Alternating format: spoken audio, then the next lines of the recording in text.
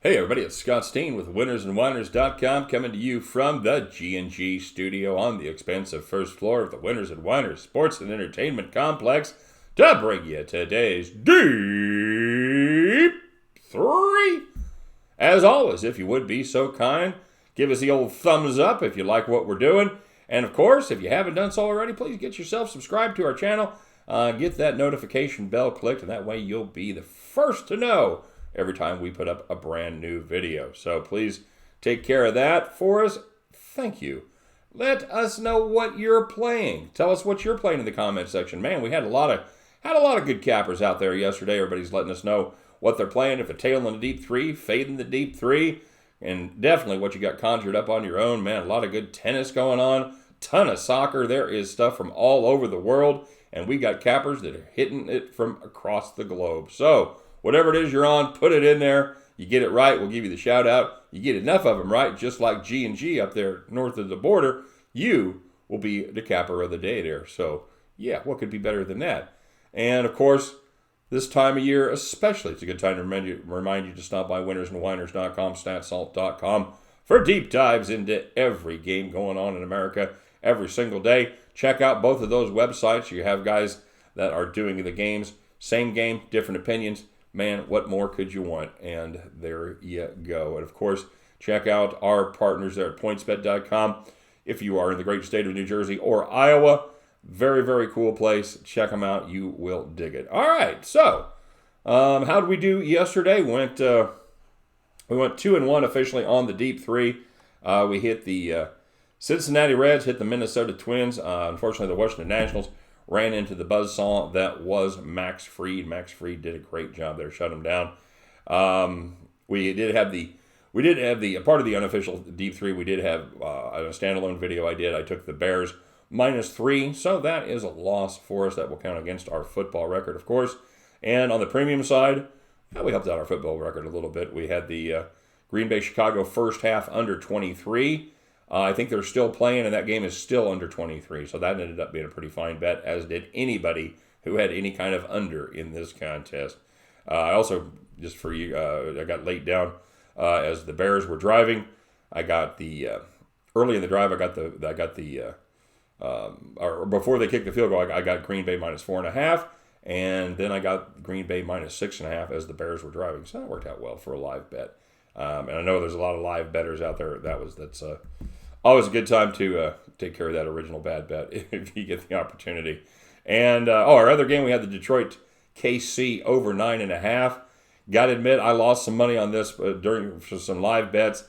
We did hit it on the premium side as they got to 10, but I had pounded that thing all the way up to 11 as they had scored 9 runs in the first 6 innings, and then the bullpens came in. Thought we were going to make some hay there late. But the Royals were able just to sneak 1 run across on a ground ball that they had a 3-run lead. Detroit decided to take the out instead of the run. If it was a tie game or something like that, they would have thrown him out at the plate. But when the gambling gods smile on you, they do indeed smile. So we got the win there, 2-0 on the premium side, 2-1 on the Deep-3, 4-1 on the day, and a 0-1 on our official standalone NFL video. So on we go with today's action. Hey, how about a couple of bonus college games and a couple of pretty nice games there too. We're going to start off with kind of the lesser of the 2 games, in my opinion, as the Wake Forest Demon Deacons travel to take on the Rice Owls down there in Houston. This is 2 teams at the absolute opposite end of the tempo spectrum. Rice, well, they look to run the play clock down on every play down to less than 5 seconds, and then run the ball, and then do it again, and then do it again. They like to run the ball a lot. They ran just 44 plays versus Army, although that's not unusual as Army as their ball control offense. But they threw the ball just 14 times, so 30 rushes, 14 passes. Not good. Wake Forest, they were gashed for 6 yards per carry by Utah State, but they're a very different kind of team from Rice. They lead the nation in tempo. They threw 48 passes last week. And they 48 passes, 57 runs. Good Lord. 48 passes, 416 yards. Against Rice, they will sell out against the run and dare the Owls to beat them through the air. Now, I think the pace of play is going to limit those gaudy stats for the Deacons. they're still going to be able to put points on the board and hold on to the ball. I just don't think the Owls are going to have enough firepower to play the kind of game that they need to keep up with Wake Forest. I'm looking at the team total under about 19 is going to, where I'm guessing it's going to be. The only sweat we're going to have here is any kind of a late kind of a garbage time, but I don't think the Rice Owls are going to be able to pull it off. I think we're going to be we might have to white knuckle it a little bit there in the fourth quarter, but we're going to hang on for the win as the Rice Owls go under the total of 19. And we're going to take another team total here in the Marshall-Boise State game as we're looking at the Marshall Thundering Herd over 23. There were some definite signs of trouble for the Boise State defense last week. The numbers, as far as Florida State's rushing, they were skewed by their sacks and by a bad snap, where they lost 25 yards on it. But the running backs, they averaged 7.4 yards per carry against the Boise State defense. That is not good. The Thundering Herd, they actually returned 4 starters on the offensive line. They bring in another kid from Florida State to take the place of the guy they lost. They start quarterback. He was the Conference USA Freshman of the Year last year. The defense is solid. I think they're going to get plenty of opportunities to have Boise punt, and that's going to give us plenty of opportunities to take that team total up and over 23. I think Marshall gives Boise State every bit that they want there on the blue turf. Give me the Marshall Thundering Herd team total over 23. And finishing off, it'll play in the majors as the Tigers take on the Oakland Athletics there in Oakland. I'm looking at the run line here, minus 120 as Spencer Turnbull goes for La Tigres against the one, the only, it is Homer Bailey going for the A's. Do the stats really matter? It's Homer freaking Bailey, kids. You know my record with Homer. We're on a run. We're on a roll with Homer. We have won 2 in a row with Homer on the mound, and we're looking to keep that mad action going. He's been good, actually, in his last 4. 2.22 ERA, a whip of .95. Spencer Turnbull, from about midseason on, he's been battling shoulder fatigue. He had a couple of months on the IL, or a couple of weeks rather, on the IL. Since he's come back, it has not gone well. He's made 6 starts, 7.43 ERA, 1.75 whip. Detroit, in those games, they are 0-6, and they have lost those contests by an average of 5.3 runs per game. None of the losses came by less than 3 runs. Again, do the stats really matter? Stop. Homer time. Give me the A's run line minus 120. Give me Marshall team total over 23, and give me the Rice Owls team total under 19. The end of these 3 games, we're going to kick off our weekend with 3 wins. How about that? As we pick up our winning tickets, you guys can join me as we head back to the window. All right, everybody, let's take a quick look and see what we got going on here as far as premium plays go. All right, there are my results so far. 7-2-1 in September. Last 13 days, kind of since we started concentrating on, since the college football season really kicked off, we've gone 18-7-1. So if you guys want to get down, I can tell you there's a little bit of a price increase coming. So if you want to get grandfathered in, this is the week to do it, my friends. Get yourself down, because at midnight, Sunday night, everything goes up. So if you've been thinking about the premium picks, now's the time to pull the trigger. We would love to have you over there. All right. So with that being said, let's take a look at the shout-outs for today. All right, we're going to start with the one, the only. It's the Mad Carrot. The Mad Carrot is angry, and he said that he put 11 picks up there. He's a little Spinal Tap reference. He says, I go to 11. Unfortunately, I do not, so I cut off his 11th pick. It'll be anarchy, Carrot. I can't let everybody put 11 picks up, god damn it. So the Carrot, he ended up going, I think he went 4-5-1 on his 10 there. I didn't even look, Carrot. I didn't even look to see if your 11th one won. He has the drunken story of the day. He said you can ride a golf cart in the side streets here. I don't know where he lives. It sounds like it's has some old people there. You see, when you get liquored up a lot, it's perfect. $200. $200 to get yourself a golf cart. So all it needs is new wheels. He goes to get the new wheels. How much are they? $620. Nice job, Carrot. Well, you had a nice day today. You can even afford wheels for your golf cart. Dope! He said that. He put dough. His soccer results today, he said he went 24-9, hit a $1,962 parlay. They're all over there on Discord, which reminds me, get yourself over there on Discord if you haven't done so already. I'm going to have the link up in the description of the video. So stop by Discord. It is pretty much just gamblers all day long talking about gambling shit. It's very cool. It's very fun. If you're looking for a way to have even more of your time sucked away on the internet, this is the spot for you because it will definitely do it. Righty. And the legendary King, he said, I want to do a teaser with Green Bay +9 in the game under 52. Or should I go with the Bears +3? I said, nope, I'm going to end up going with Green Bay and the under 52. And so he said he overslept and didn't put the bet in. I hate myself. You know what, King? We're going to give you credit. We're going to call you 1-0. That looks like it hit about +115 on that one. Well done, my friend. Steve Gowden. Steve was with me on the Bears, man. He had the Bears -2.5 in the first half, and he teased the Bears up to -5.5. Yeah, the Bears just, what did we learn by that game? What did we learn? All right, so you go to Cap next week, and you have Green Bay, you have Chicago playing people. So what did we learn? Did we learn that Green Bay and Chicago both have dominating defenses? Are they fantastic defenses? Or did we learn that their offenses are hitting on any of the cylinders? What we mainly learned is these fuckers need to play in preseason. Yeah, I know guys get hurt, but holy shit. Rodgers, he didn't look good. He missed a lot of passes. He threw a real nice deep ball when they dropped the safety out of coverage. He recognized it as he does and threw the ball right where it needed to be thrown. But other than that, pretty average night for Rodgers. I don't think neither team had 200 yards passing. It was just an ugly, ugly game. So what did we learn? I don't know. We did learn that I think Green Bay is going to have a much better defense. We talked about that a little bit on the video. If you watch the standalone video, talked about Green Bay, all the defensive upgrades they made, and they really seem to pay off, especially the Smith guys there on the defensive line. Oh, and the cat they got from Chicago that made the pick in the end zone. Although, seriously, I think Matt Carrick could have had that one.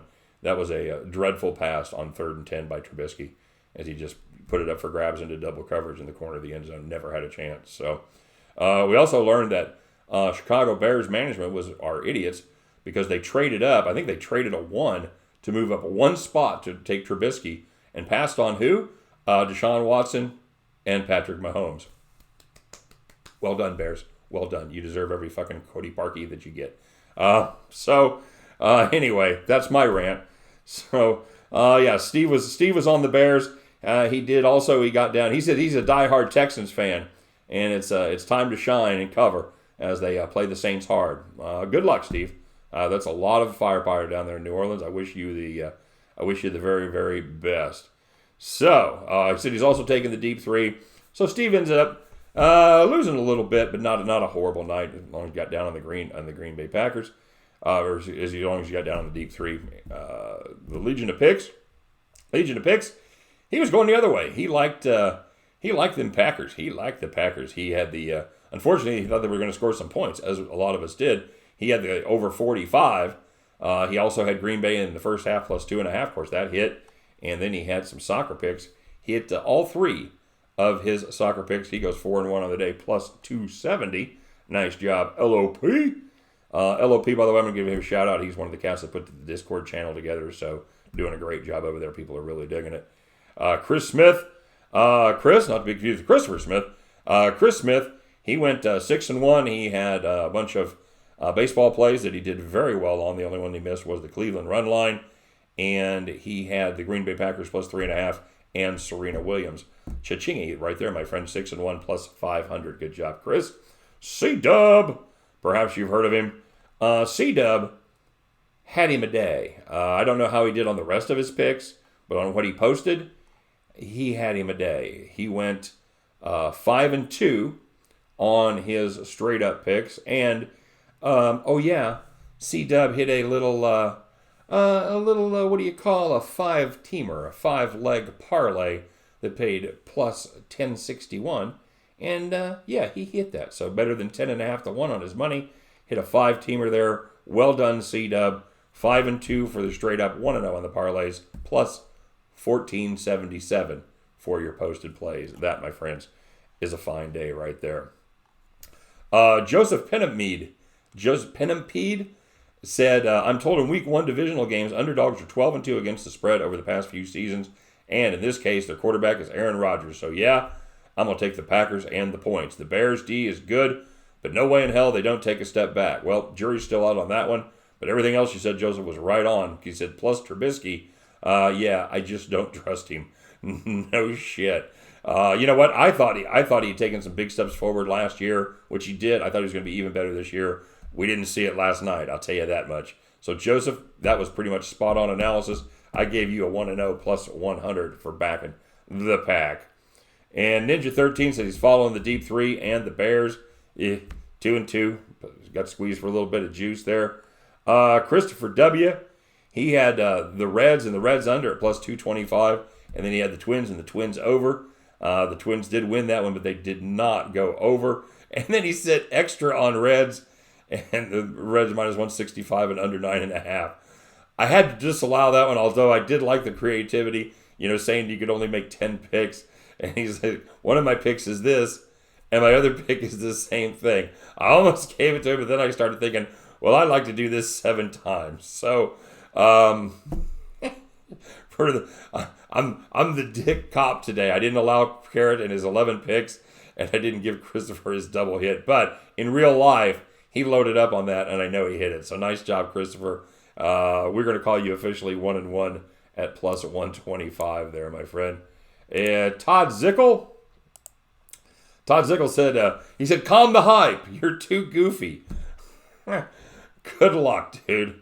Yeah, we've had over 50 years to calm the hype and get me to be ungoofy, and it ain't happened yet. So, love you, Todd. Hope you keep watching. But if you're looking for a big change, probably not coming.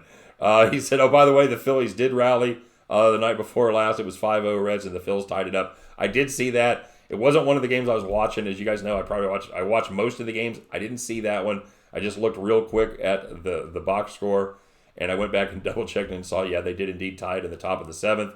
And then the Nats scored 1 in the bottom of the 7th and 2 in the bottom of the 8th to take that 3-run lead. So my apologies for getting them right, or for getting them wrong. And you were absolutely right, dude. It gets to be late at night, and I'll be the first to admit I'm going to miss them.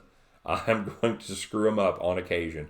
I may get math totals wrong, and I may actually not get the games. I try to get my accuracy. I think I do pretty good, but nobody's 100%. J. Matthias Delgado had a decent day there. He had Green Bay plus 3.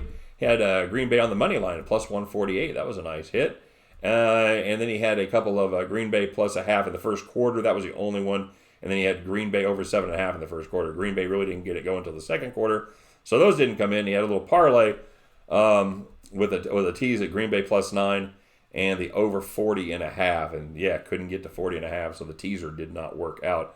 Michael Budgedoso said, let's all bet Colorado beats the Dodgers again. Woof. Dude, even when you guys give me shit, I think it's funny.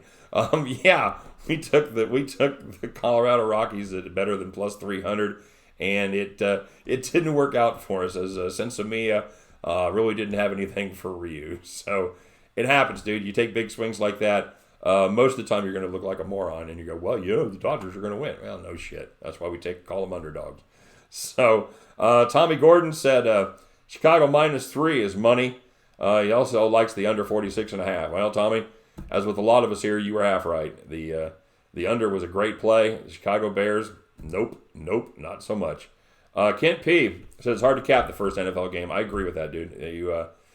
You have no body of work. You have last year, but that really doesn't mean anything because everybody's team, they churn the rosters over.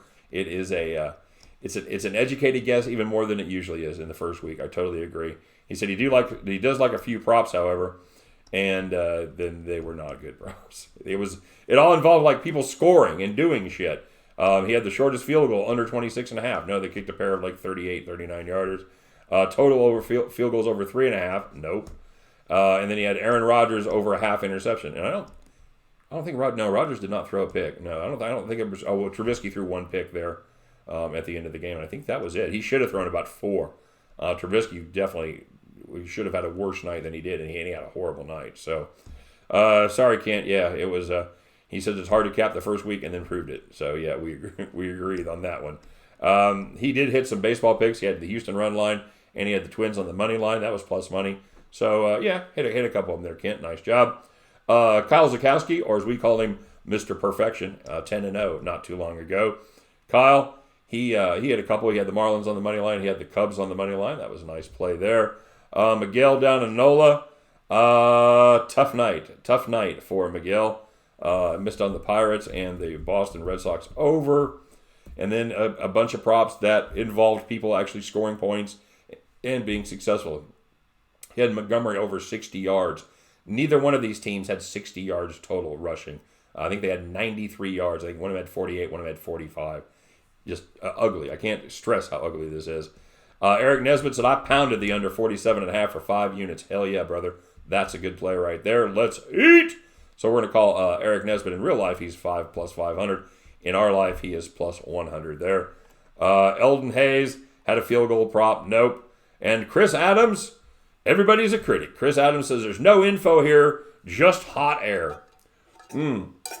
Man, I'm so worried about Chris that he's not going to be able to find anywhere else for anybody on YouTube that's talking about the upcoming game. So, Chris, best of luck. I'll tell you what, we've got a couple other fine guys here that may be more to your liking. Be sure and check out Scott Reichel over at the Stat Salt channel. Scott, very stat-heavy guy, very, very not goofy, very, very serious about it, and he has a lot of stats. He interacts with his folks. Very, very fun to watch him. Or check out EJ. EJ's got his videos up, and he's going to be doing more content for us, so make sure you check out EJ. You might dig EJ as well. So anyway, Chris, sorry I'm not your cup of tea. It happens. It happens. I'm high risk, Ryan. I'm a high risk personality, brother. A lot of people love me, but there's some haters out there as well, and that's okay. God bless you. Hope you have a great season. I really do. All right, you guys. So let's take a look at who our positive cappers were tonight. Eric Nesbitt hit that under. And let's see. Christopher W. He hit one of his parlays. He went plus 125. Joseph P. He went 1-0 plus 100. And C-Dub, not a bad day at all. C-Dub, 5-2, 1-0 plus 1477. Chris Smith, 6-1 plus 500. A lot of days, Chris, you'd be capper of the day. Goddamn C-Dub. Legion of Picks, 4-1 plus 270. And the Legendary King, 1-0 plus 115. Yep. So, guess what, guys? You know him, you love him. He's the king of the pitch. It is C-Dub once again. C-Dub, that's a fine day right there, my friend, as he goes up over 1,400 plus 1,477. C-Dub, my friend, there in the great state of Indiana, you are our capper of the day. Congratulations. All right, guys, thanks very much for watching. Let's have a great weekend. Let's make some money tonight. No matter what happens, we'll meet back here tomorrow. We'll do the same thing. We'll bitch about our bad beats. We'll talk about our fat stacks. And at the end of it all, we'll fire it up, and we'll do it again. All right, you guys have a great weekend. Everybody be safe, and we'll talk to you tomorrow. Take care.